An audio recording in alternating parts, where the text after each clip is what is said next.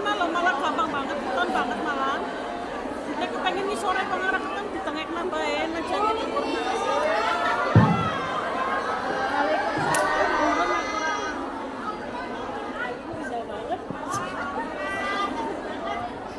Bismillah.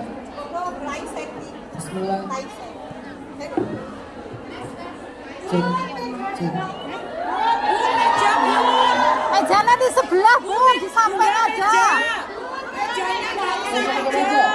Di samping aja, di samping. Mejanya.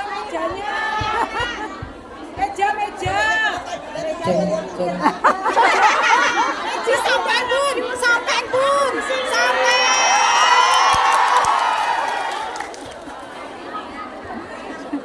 Saus pangku ae. Pangkune kok piye? Cek. Bismillahirrahmanirrahim. Ini jadi ngaji nggak nih?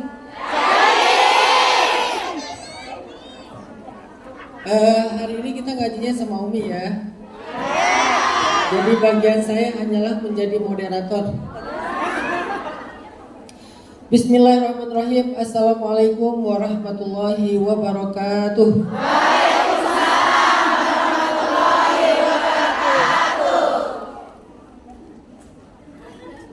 Ada aja mejanya ya. Menghalangi. Alhamdulillah wassalatu wassalamu ala rasulillah. Alhamdulillahilladzi bi ni'matihi tatimmus shalihat wa bi fadlihi tatanazzalul khairat wal barakat wa bi taufiqihi tatahaqqaqul maqasid wal ghayat. Asyhadu an la ilaha illallah wahdahu la syarikalah wa asyhadu anna sayyidana Muhammadan abduhu wa rasuluhu alladzi la nabiyya ba'dah.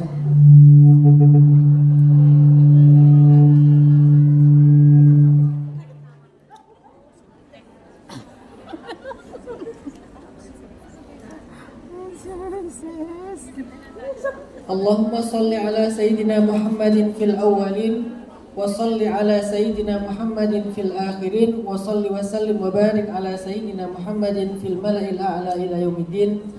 Rabbi shrah li sadri wa yassir li amri wahlul 'uqdatan min lisani yafqahu qawli. Mejanya di samping Bun. Teman-teman apa kabar semuanya? Tadi saya dengar satu doa dari Bunda Nuris, agak membuat saya sedikit horor ya. Doanya semoga selingkuh, gimana? Semoga suami yang selingkuh, gimana tadi doanya? Sadarkan. Semoga yang selingkuh disadarkan. Ini sebenarnya mendoakan orang lain atau diri sendiri? Enggak. Emang ada ya kayak gitu ya? Banyak ya?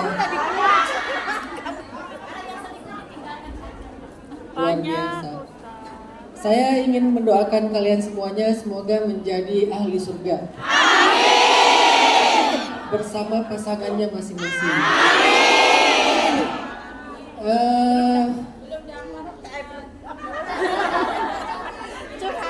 Yang belum punya pasangan jangan mati dulu. Jangan meninggal dulu sebelum menikah. Ini live gimana ini? Semuanya.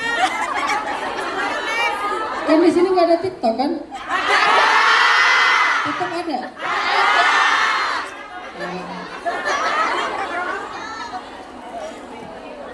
Oke, kalian boleh rekam, tapi syaratnya satu. Pakai filter yang bagus.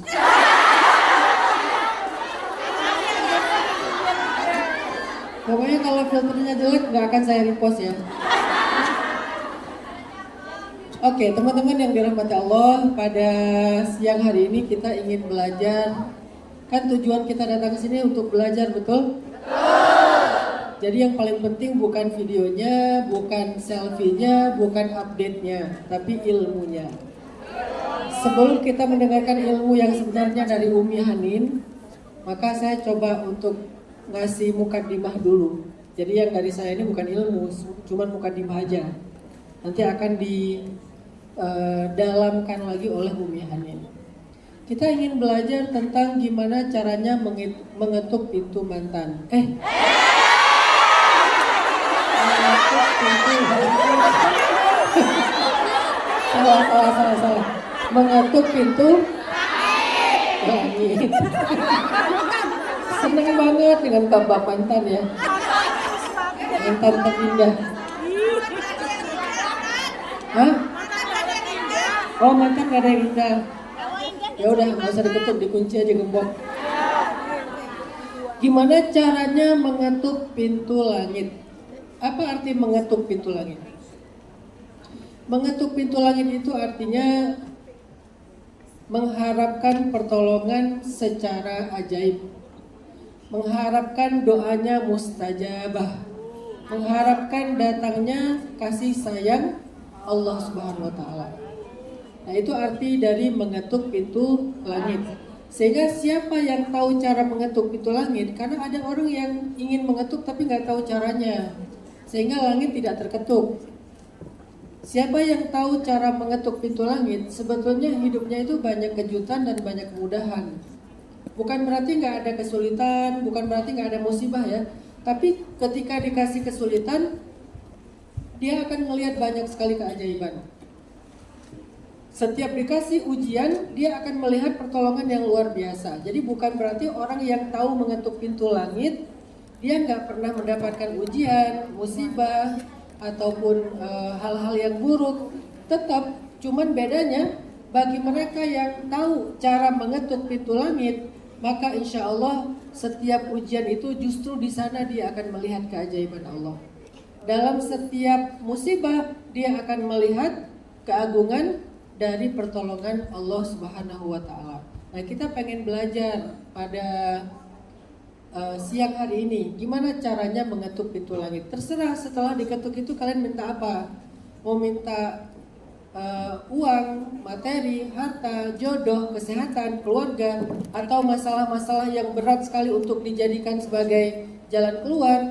Yang penting tahu dulu gimana cara ngetuk pintu langitnya. Kalau mintanya gampang, semua kita bisa berdoa. Tapi apakah semua kita tahu gimana cara mengetuk pintu langit supaya terbuka baru kita minta sesuatu yang sesuai hajat kita? Nah, inilah yang kita pengen belajar, gimana caranya mengetuk pintu langit, atau dalam bahasa yang lain melihat keajaiban yang turun dari Allah Subhanahu wa Ta'ala. Ada 3 amalan yang diajarkan ulama kalau kita pengen mengetuk pintu langit. Amalan yang pertama, kata para ulama, belajarlah as-sana'u 'alallah. Belajar apa? As-sana'u 'alallah. Sana. Apa itu sana? Pakai sa ya, bukan sin. As-sana' 'alallah. Apa itu as-sana'? As-sana' itu artinya memuji secara berulang-ulang. Karena sana akar katanya sama dengan isnain. Isnain itu artinya 2 atau diulang-ulang. Sehingga kata para ulama, as-sana itu artinya al-kalam al-jamil al-mukarrir. Ucapan yang baik, ucapan yang indah yang diulang-ulang. Itu namanya as-sana. Jadi kalau kita zikir kepada Allahnya itu nggak berulang-ulang, sesekali aja, maka kita belum mengetuk pintu langit. As-sana artinya memuji Allah secara berulang-ulang. Kata-kata berulang di sini artinya sebanyak-banyaknya. Kalau kalian pengen ada keajaiban ketika kalian punya masalah, maka jangan tunggu ada masalah baru zikir. Tapi jadilah seorang ahli zikir sehingga ketika ada masalah itu langit langsung terbuka untuk menolong kalian. Jadi ahlinya dulu. Dan untuk menjadi ahli, gak bisa cuma 100-200 kali zikir. Gak bisa sehari cuma seminggu atau sebulan. Harus menjadi ahli zikir dalam jumlah yang ribuan dan dalam waktu yang lama. Paling cepat berapa? 40 hari. Gak boleh kurang dari 40 hari. Kalau kita udah mendawamkan zikir yang banyak minimal 40 hari, baru nanti kita akan melihat keajaiban. Semua kita diuji. Saya juga pernah diuji dengan ujian yang berat. Ketika saya masih kecil, kemudian ketika kuliah, ketika awal berkeluarga, ketika awal tinggal di Bandung, selalu di setiap fase kehidupan itu ada ujian. Walaupun saya jarang curhat di sosmed. Gak mungkin juga saya curhat di sosmed, nanti viral di Lambe Syariah. Apa itu Lambe Syariah? Gosip sambil zikir. Astagfirullahaladzim, gak nyangka ya, subhanallah. Itu namanya Lambe Syariah, sambil zikir, sambil saya nggak curhat di sosmed, bukan berarti hidup saya itu lempeng-lempeng aja. Ketika seseorang nggak terlalu ekspresif di story, di status WA, bukan berarti dia nggak punya masalah. Cuman dia bukan tipe orang yang kalau ada masalah, dia ngumbar masalahnya kemana-mana. Sehingga supaya semua orang tahu. Ada kemarin teman saya curhat di status WA tentang istrinya. Isi curhatnya gini, giliran orang lain aja didengar, suami sendiri nggak pernah didengar. Dia tulis itu ditaruh di status WA, jadi semua orang tahu kalau dia lagi masalah sama istri. Padahal sebetulnya setiap orang diuji, saya juga diuji, cuman nggak mau curhat di sosmed. Nah, apa yang paling penting dari ujian? Melihat keajaiban Allah, karena keajaiban biasanya datang melalui ujian, tidak melalui kemudahan. Kalau kalian pengen melihat keajaiban dalam segala urusan hidup, ajaib dalam rezeki. Arti ajaib, rezekinya itu berlimpah, rezekinya itu habis-habisan Allah berikan dalam jumlah yang banyak. Kalau kalian pengen lihat keajaiban dalam urusan jodoh, tiba-tiba dapat jodoh tuh yang keren banget, soleh banget, good attitude banget, penyayang banget, bertanggung jawab banget, tajir. Saking tajirnya bisa ngasih mahar, kayak maharnya Sayyidah Khadijah. Berapa maharnya Sayyidah Khadijah? 100 ekor onta. Kalau 1 ekor onta 100 juta berarti 10 miliar rupiah. Mau punya suami yang ngasih mahar 10 miliar? Itu namanya ajaib. Keajaiban dalam ujian. Jadi ajaib dalam jodoh itu ketemu kayak Nabi Muhammad yang tajir banget, soleh banget, dan good looking banget. Kalau ada cowok datang ke kalian serius, nanya, Mbak, saya pengen serius, boleh nggak di-spill maharnya kira-kira berapa? Bilang aja, nggak usah repot-repot mas, samain aja sama Bunda Khadijah. 10 miliar, langsung dia mundur tidak teratur ya. Keajaiban dalam jodoh artinya punya pasangan yang luar biasa, di luar ekspektasi kita, sangat sempurna. Keajaiban dalam keluarga, dikasih keturunan soleh-soleha, pintar, berprestasi. Keajaiban dalam hidup, dikasih keberkahan, dikasih kesehatan. Semua tentang keajaiban itu tidak akan datang kecuali melalui kesulitan. Jadi kalau kita dapat kesulitan hidup sekarang, biasakanlah diri kita, karena itu adalah syarat untuk mendapatkan keajaiban. Kalau hidup kita lempeng-lempeng aja, nggak ada kesulitan, nggak ada hal yang bisa bikin kita menangis, maka kita nggak akan pernah melihat keajaiban. Tapi walaupun kita dikasih kesulitan, keajaiban itu nggak datang begitu aja, ada kuncinya. Nah, salah satu kuncinya adalah belajar as-sana'u 'alallah. Pas lagi diuji, saat itulah kita as-sana'u 'alallah lebih kencang lagi. Selama ini udah as-sana', udah rajin berzikir, makin diuji makin berzikir, bukan malah berhenti. Ada banyak orang baru berhijrah, diuji, berhenti hijrahnya. Baru berhijab, berhenti, dibuka jilbabnya. Baru mulai sholat, diuji, berhenti sholatnya. Baru mulai berjilbab, diuji, berhenti jilbabnya. Baru mulai melakukan ibadah sunnah, tahajud, tilawah, puasa sunnah, diuji, berhenti semua ibadah sunnahnya. Maka dia nggak akan pernah melihat keajaiban. Justru harusnya ketika kita baru berhijrah, baru mulai sholat, baru mulai taat, diuji, harus makin taat lagi.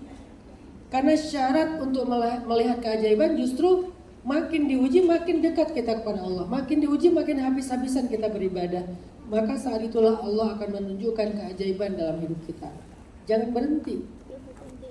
Kok Allah gitu ya? Setelah saya hijrah malah saya dikasih ujian yang berat sekali. Apa maunya Allah? Maunya Allah ngasih kita keajaiban, tapi syarat keajaiban itu adalah ujian. Jadi jangan sampai kita salah paham, ngerasa kayak Allah nggak terima hijrah kita, Allah nggak adil, Allah memperlakukan kita justru setelah kita benar malah diberikan hal-hal yang nggak layak. Nggak kayak gitu. Justru ketika Allah kasih kita ujian, itu artinya Allah setelahnya mau ngasih kita banyak kemudahan dan keajaiban. Fa inna ma'al usri yusra. Emang gitu konsepnya, ada kata ma'anya bersama. Jadi nggak akan dikasih yusra tanpa usrin, dan nggak ada usrin yang tidak ada yusra setelahnya. Kecuali bagi mereka yang berputus asa, baru dikasih ujian, langsung mereka patah semangat, menyerah, akhirnya nggak pernah sempat melihat kemudahan-kemudahan. Kunci yang pertama untuk dapat keajaiban, kata ulama, adalah belajar sana. Belajar memuji Allah dalam hitungan yang banyak, dalam waktu yang lama. Zikir apa yang kalian dawamkan sehari-hari? Bawa ini kemana-mana, tasbih digital. Tapi beli yang agak bagus ya, jangan yang 10.000 atau 3.500 ya.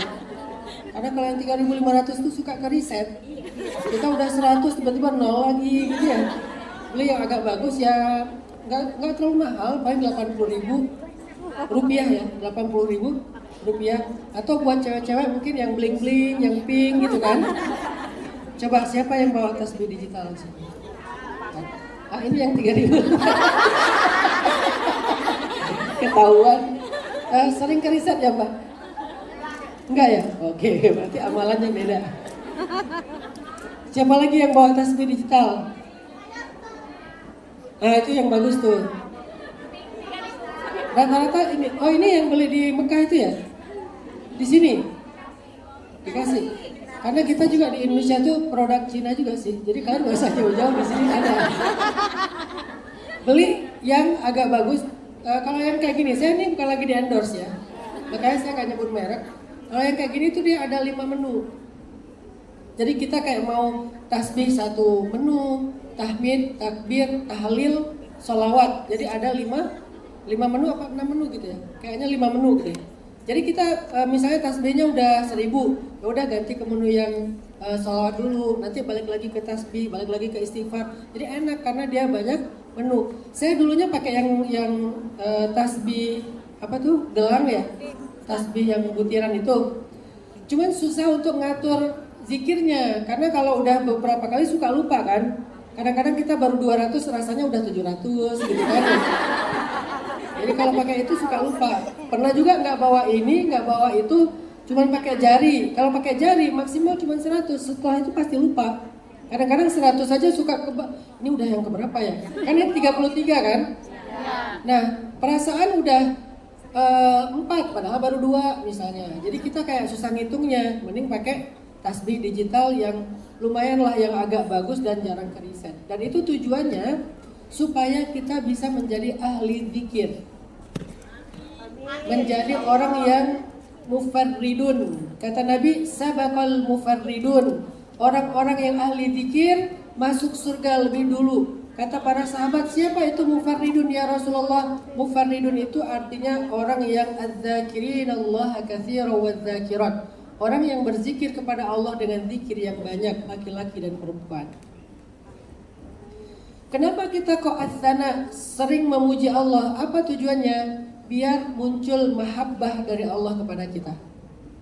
Salah satu cara memunculkan mahabbah Allah, puji Dia.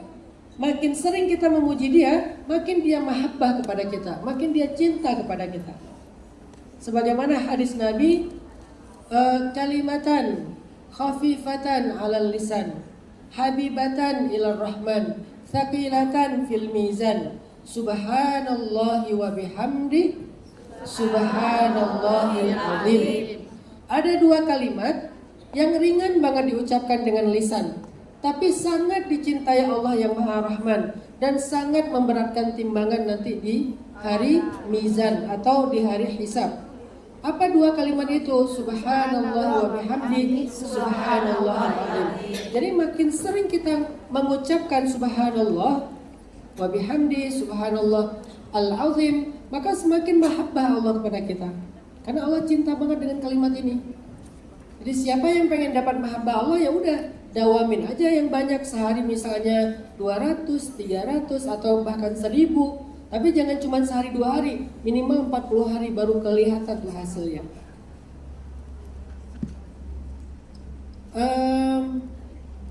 Apa yang terjadi kalau Allah udah cinta kepada hambanya? Kata para ulama dalam sebuah hadis Nabi bersabda, Allah kalau cinta kepada seorang hamba, Allah akan panggil Jibril. Allah bilang kepada Jibril, ya Jibril, inni uhibbu fa'ahibbu. Sesungguhnya aku mencintai fulan, maka cintailah dia. Maka Jibril pun mencintai orang itu.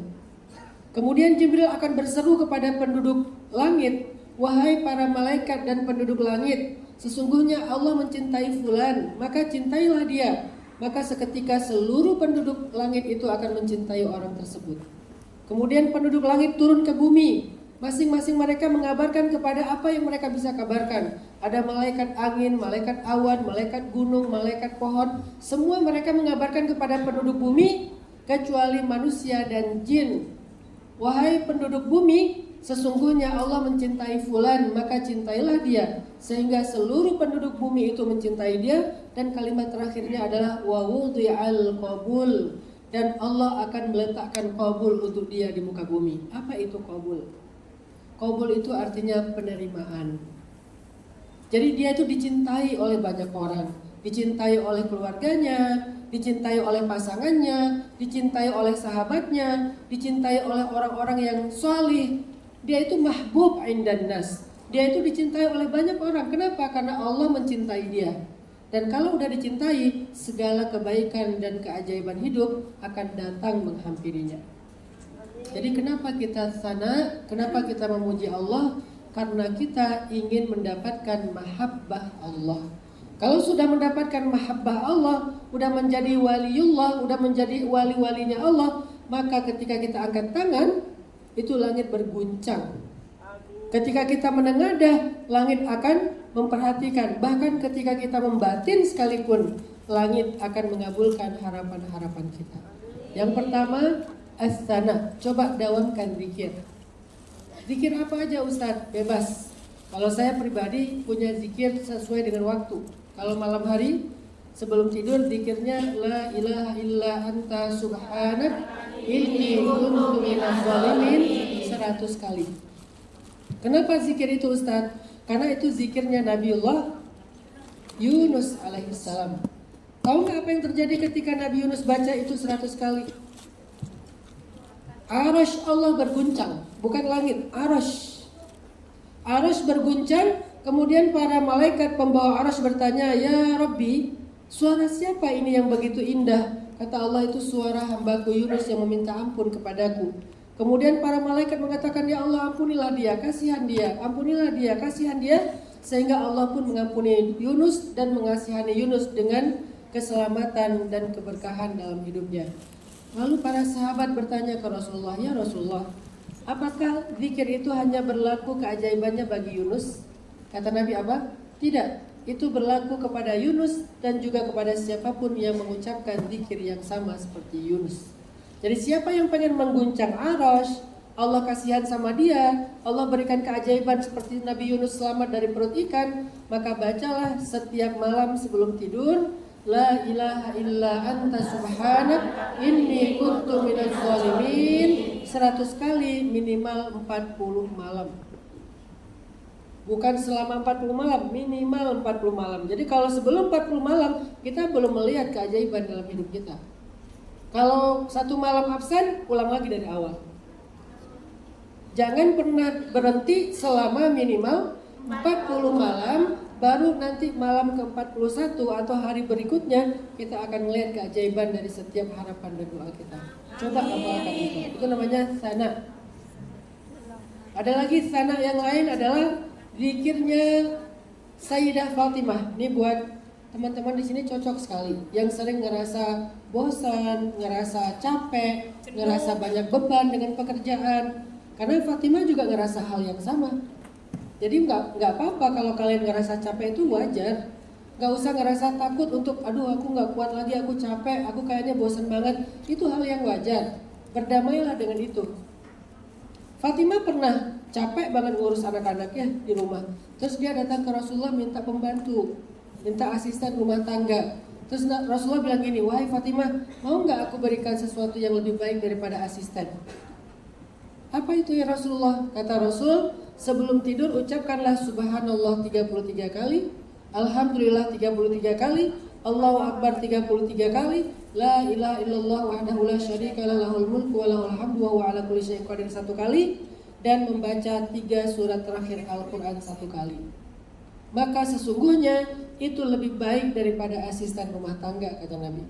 Maka sejak saat itu Sayyidah Fatimah mendawamkan zikir ini, dan sejak saat itu juga Sayyidah Fatimah tidak lagi merasa bosan dan lelah. Jadi semua teman-teman yang ada di Hong Kong kayaknya wajib punya zikir Fatimah namanya. Karena kan kerjaan kita lumayan berat kan? Berat sekali kan, dengan ujian yang juga kadang-kadang di luar nalar kita. Belum lagi menahan secara emosional, menahan kangen dengan keluarga, jauh dari orang tua, bagi yang udah menikah kadang-kadang jauh dari pasangan dan anak-anak. Ini ujian ini hanya bisa diredam dengan zikirnya Fatimah. Sebelum tidur, paksakan diri kita untuk selalu membaca zikirnya Fatimah. Jadi sebelum tidur itu udah ada 2 amalannya. Nanti pagi hari baca Al-Waqiah. Gak harus habis subuh banget, terserah kapan waktunya yang santai. Kalau habis subuh lagi banyak kerjaan, waktu duha baca Al-Waqiah. Karena Al-Waqiah itu mendatangkan rezeki. Mungkin sebagian dari kalian berpikir gini ya, gimana ya cara jadi orang yang kaya, sukses dengan status saya seperti sekarang ini? Jangan pernah meremehkan rencana Allah. Kita emang bisa merencanakan dengan logika kita, tapi Allah punya rencana yang kadang-kadang gak logis. Jadi jangan pakai logika seolah-olah gak mungkin saya yang kayak gini dapat suami yang benar, yang soleh, yang good looking, yang kaya. Gak mungkin saya yang kayak gini bakal jadi orang yang sukses. Gak mungkin. Gak mungkin itu kan logika kita. Apa yang gak mungkin bagi Allah? Kan Allah itu ala kulli syai'in qadir. Kalau pakai logika kita emang gak mungkin, tapi pakai logika Allah semua mungkin. Bagi yang merasa usianya udah lanjut, mungkin umurnya udah 50 atau 50 ke atas, Ustadz saya udah gak berharap apa-apa dalam hidup kecuali husnul khotimah aja. Boleh gak semua zikir-zikir itu saya turunkan kepada anak-anak saya? Boleh banget. Kalau bukan kita yang berharap sukses, maka insya Allah kesuksesan itu akan Allah berikan kepada keturunan kita. Tiba-tiba anak-anak kita jadi anak-anak yang hafiz Quran. Amin. Udah hafiz tadi, orang yang sukses secara dunia. Maka dunia akhirat itu hasil dari tirakat dan zikir orang tuanya. Yang kedua, amalan mengetuk pintu langit. Sholawat yang banyak. Saya teringat dengan sebuah kisah dari seorang sahabat namanya Ubay bin Ka'ab. Suatu ketika Ubay pernah nanya ke Nabi kayak gini, "Ya Rasulullah, inni uhibbu an usalli alaik." Ya Rasulullah, saya suka sekali berselawat kepada Rasul. Terutama di dalam doa saya. Saya kalau mau berdoa biasanya sholawat dulu. Saya suka sekali sholawat ya Rasul. Kam aj'aluha laka ya Rasulullah. Kira-kira kalau saya lagi berdoa, bagian sholawat saya itu berapa bagian ya Rasulullah? Kata Nabi, "Masyita, terserah kamu. Mau berapa bagian sholawat dalam doa kamu?" Ya Rasulullah, ar-rubu', 1/4. Sehingga 3/4-nya adalah doa, 1/4-nya sholawat. Kata Nabi, "Masyita in zitta fahiya khairun lak." Terserah kamu, kalau kamu mau nambah maka itu lebih baik. An-nisf, setengah.